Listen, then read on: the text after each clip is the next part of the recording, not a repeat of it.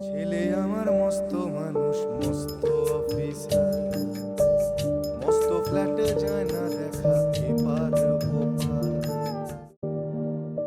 অবশেষে পরিচয় মিলল রাজধানীর মিরপুরে চরম অবহেলা আর নির্মমতার শিকার হয়ে মারা যাওয়া সেই বৃদ্ধা নূরজাহান বেগমের।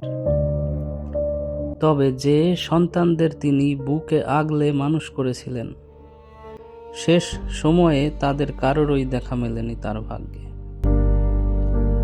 তিলে তিলে মৃত্যুর কোলে ঢলে পড়া এই মায়ের গল্প এখন কাঁদিয়েছে পুরো সমাজকে, প্রশ্নবিদ্ধ করেছে আমাদের চেনা মানবিকতাকে।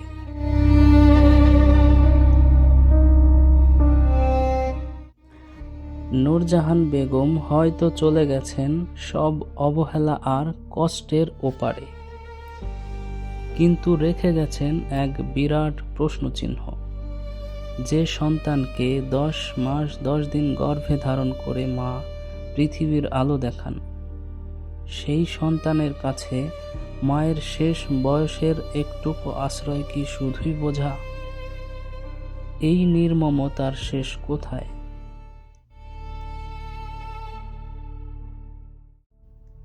এবার সামনে এসেছে তার সন্তানদের পরিচয়। গণমাধ্যম সূত্রে জানা গেছে, নূরজাহান বেগমের বড় ছেলে ডক্টর AKM আনিসুর রহমান বাংলাদেশ সরকারের একজন যুগ্ম সচিব। বর্তমানে তিনি মংলা বন্দর কর্তৃপক্ষে কর্মরত রয়েছেন। তবে এই কর্মকর্তার মা নির্মম অবহেলায় মারা গেলেও একসময় তিনি সরকারি কর্মচারী হাসপাতালকে 500 শয্যায় উন্নীত করার প্রকল্পে উপপরিচালক হিসেবেও নিয়োজিত ছিলেন। দ্বিতীয় ছেলে ডক্টর AKM আশিকুর রহমান বাংলাদেশ প্রকৌশলী বিশ্ববিদ্যালয়ের কম্পিউটার সায়েন্স অ্যান্ড ইঞ্জিনিয়ারিং বিভাগের অধ্যাপক। অপর ছেলে AKM আতিকুর রহমান বর্তমানে কানাডা প্রবাসী বলে জানা গেছে। পুলিশের প্রাথমিক ধারণা অনুযায়ী নূরজাহান বেগম মৃত্যুর প্রায় 1 সপ্তাহেরও বেশি সময় ধরে ফ্ল্যাটে পড়েছিলেন।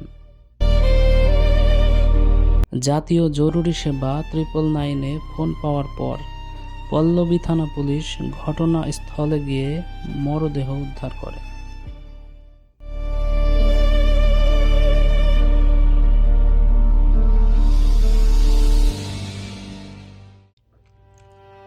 বাংলাদেশে 2013 সালে পিতা-মাতার ভরণ পোষণ আইন করা হলেও বাস্তবে নূরজাহান বেগমের মতো অনেক মা বাবাই আজ অবহেলার শিকার।